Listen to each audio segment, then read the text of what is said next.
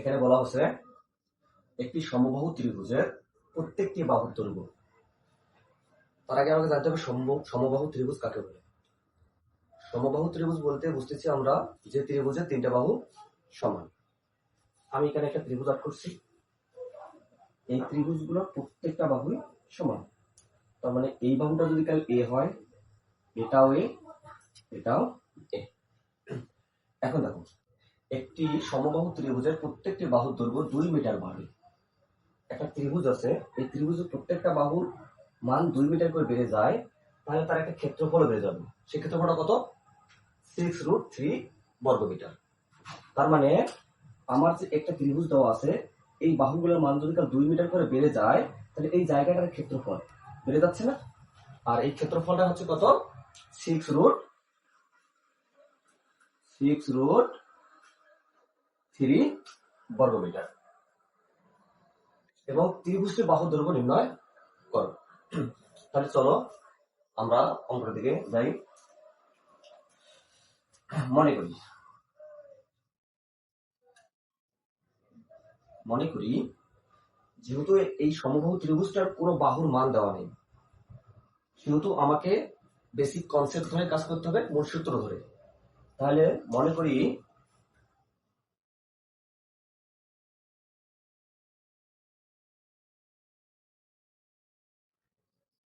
ত্রিভুজের প্রত্যেক বাহুর দৈর্ঘ্য a মিটার। আচ্ছা, এখানে আমাদের যদি এর জায়গায় অন্য কোনো মান থাকতো, সাপোজ 5 মিটার, 10 মিটার, 15 মিটার, তাহলে আমরা এর জায়গায় কত ধরতাম? 5, 10, 15 ধরতাম। যেহেতু আমার এখানে ত্রিভুজটার কোনো বাহুর মান দেওয়া নাই, সেহেতু আমরা এ ধরে নিচ্ছি।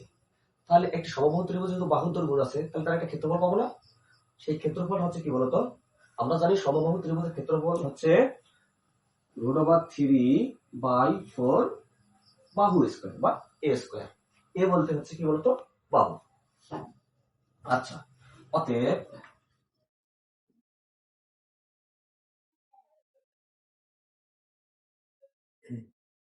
ত্রিভুজটির ক্ষেত্রফল, যেহেতু বাহুর মান দেওয়া নাই, সেহেতু আমরা লিখবো √3/4 a স্কয়ার। তারপরে দেখো কি বলা হয়েছে, যদি ত্রিভুজের প্রত্যেকটি বাহুর দৈর্ঘ্য 2 মিটার করে বেড়ে যায়, তারপরে প্রত্যেকটা বাহুর মান 2 মিটার করে বেড়ে যাবে না? প্রত্যেকটা বাহুর দৈর্ঘ্য 2 মিটার বেড়ে গেলে তার একটা ক্ষেত্রফল বাড়বে, সেটা হচ্ছে 6√3। ওকে,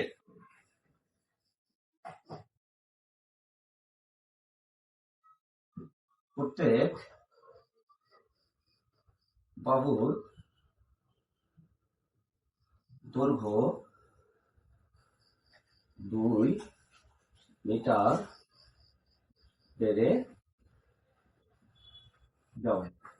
আচ্ছা, 2 মিটার বেড়ে গেছে বলতে বুঝতেছি আমরা এখানে বাহুটা আছে a মিটার, এবং a থেকে 2 মিটার করে বেড়ে যাবে, a থেকে 2 মিটার করে বেড়ে গেছে। তার মানে এর সাথে 2 যোগ হবে, তাহলে প্রত্যেক বাহুর দৈর্ঘ্য কি বলতো? a + 2 metre. আচ্ছা, এর ক্ষেত্রফল হবে না? √3/4 a + 2 মিটার। এখন দেখো, এখানে বর্গমিটার, ক্ষেত্রফল সবসময় বর্গমিটার।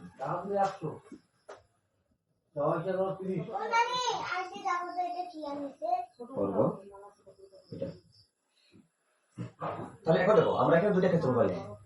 আমাদের মূল ক্ষেত্রফল হচ্ছে কত বলতো? a। এই যে a বাহুটা আছে না, ভিতর ক্ষেত্রফলটা আছে না, এই ক্ষেত্রফলটা হচ্ছে √3/4 a স্কয়ার। এবং এখানে একটা বাইরের ক্ষেত্রফল পাইছি আমরা, সেই বাইরের ক্ষেত্রফলটার মান কত বলতো? 6√3। আচ্ছা, এখানে দেখো তো আমাদের দুইটা ক্ষেত্রফল যেহেতু আছে, প্রথম ক্ষেত্রফলটার মান হচ্ছে √3/4 a স্কয়ার, এবং ভেতরের ক্ষেত্রফলটা সহ বাইরের ক্ষেত্রফলটার মান কত বলতো?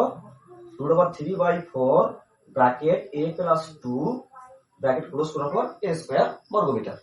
তাহলে আমরা এখানে বড় ক্ষেত্রফল হচ্ছে এটা, কারণ এটা বাইরের ক্ষেত্রফল। যেহেতু বাইরের ক্ষেত্রফল আছে এখানে, তাহলে বাইরের ক্ষেত্রফল হবে বড় ক্ষেত্রফল। এই বড় ক্ষেত্রফলটা থেকে আমি ছোট ক্ষেত্রফলটার মান বাদ দেই, তাহলে আমি মান পাবো 6√3। কারণ এই ক্ষেত্রফলের মানটা যখন বাদ দিই, তাহলে এই যে শুধুমাত্র এই ভিতরে যে একটা ক্ষেত্রফল আছে, এই ক্ষেত্রফলের মানটা আমরা পাবো। আর এই ক্ষেত্রফলের মানটা হচ্ছে 6√3। তাহলে শর্ত মতে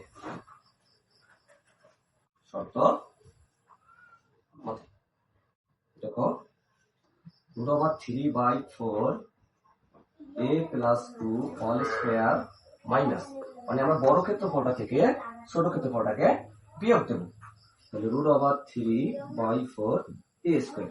এখন দেখো, আমি যখন বড় ক্ষেত্রফল থেকে ছোট ক্ষেত্রফলের মানটা বাদ দেব, তখন আমি একটা মান পাবো, সেটা হচ্ছে কত বলতো? 6√3।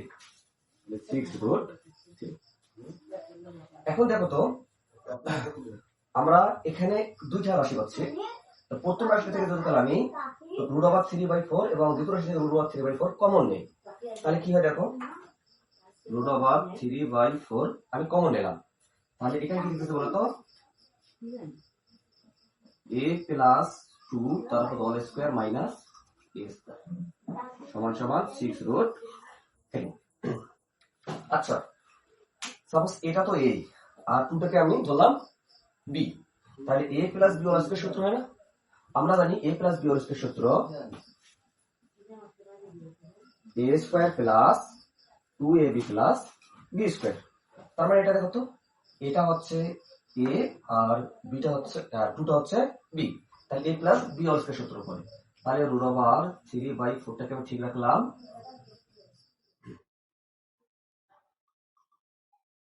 a স্কয়ার প্লাস 2, সূত্রের 2, a বলতে a আর b বলতে 2 প্লাস b স্কয়ার।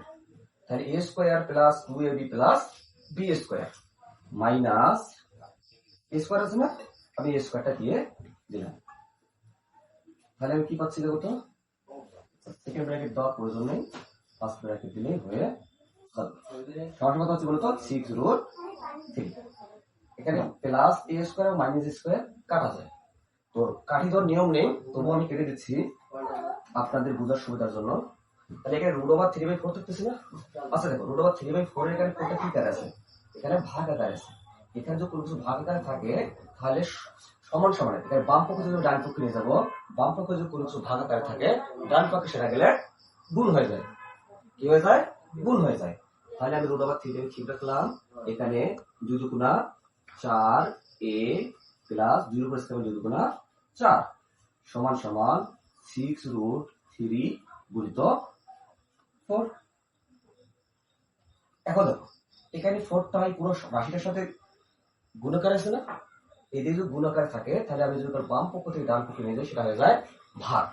তাহলে আমি এটা করতে পারি √4a প্লাস 4। আচ্ছা, ব্র্যাকেট না দিলেও কোনো সমস্যা নেই, সমান সমান 6√3।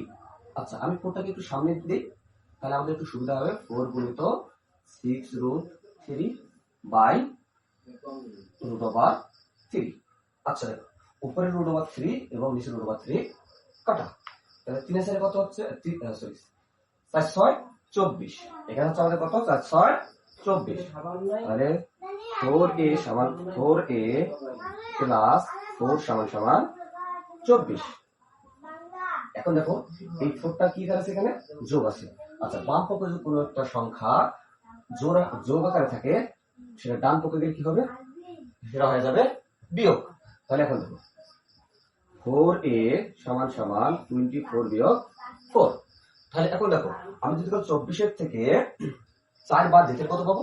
20 পাবো না, বা 20। 4a সমান সমান 20। আচ্ছা দেখো তো, এর সাথে 4টা কি আকারে আছে? এর সাথে 4টা গুণ আকারে আছে। এটা তো বাম পক্ষের সাথে গুণ আকারে থাকে, ডান পক্ষে গেলে সেটা কি হয়? ভাগ হয়ে যায়। তাহলে এখন দেখো, বা অতএব দিতে পারি, আচ্ছা সমান সমান দিই, a সমান সমান 20/4। তাহলে 4 5 20। অতএব a সমান সমান 5 মিটার। এখন লিখতে পারি না? আমাদের কাছে চাইছে কি দেখো তো, আমাদের কাছে চাইছে প্রত্যেকটা বাহুর দৈর্ঘ্য কত মিটার তা নির্ণয় করো। তাহলে লিখবো, অতএব প্রত্যেক বাহুর দৈর্ঘ্য 5 মিটার। এটাই হলো অ্যান্সার। এখানে আরেকটা বিষয় দেখার আছে, এখানে আমার কাছে প্রত্যেকটা বাহুর দৈর্ঘ্য চাইছে। যদি এখানে আমার কাছে প্রত্যেকটা বাহুর দৈর্ঘ্য না আছে, ক্ষেত্রফল চাই, তাহলে আমরা কি করব? তাহলে আমরা এই এখানে তো আমার একটা ক্ষেত্রফল আছে না, √3/4a²। তার মানে আমরা এর জায়গায় 5 এর মানটা বসাই দেবো। কিভাবে? দেখো, আমার কাছে কিন্তু এখানে প্রশ্নে ক্ষেত্রফল চাইনি। যদি ক্ষেত্রফল চাই তাহলে আমাদেরকে যে কাজটা করতে হবে, ক্ষেত্রফল